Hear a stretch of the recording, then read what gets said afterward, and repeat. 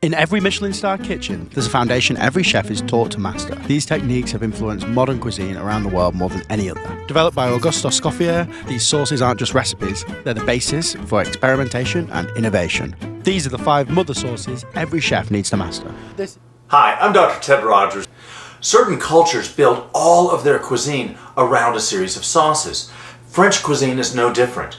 A matter of fact, in French cuisine there are 5 sauces known as the mother sauces that, if you master them, you have mastered all of French cuisine, in that every other sauce is a riff from one of these 5.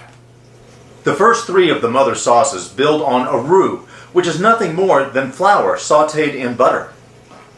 The easiest of these is a white sauce known as béchamel, which is simply flour, butter, and milk. From this, one can build a host of other delightful flavors. The next sauce is velouté, a sauce with 3 basic flavor options: chicken, veal, and fish. Velouté is often served by itself, but is also the basis for sauce Normandy, sauce supreme, and Allemande sauce. The most complex of the roux-based sauces is Espagnole sauce, a brown sauce that includes tomato puree and mirepoix, a mixture of sautéed onions, carrots, and celery, resulting in an intensely flavored sauce, which is used as is or as the base for a host of other sauces. The next sauce, Hollandaise, uses egg yolks as the thickening agent. Delicious on its own, it's the basis for Béarnaise sauce, Dijon sauce, and others.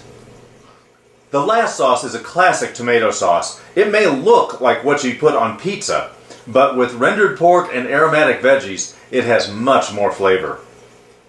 I hope this has been helpful.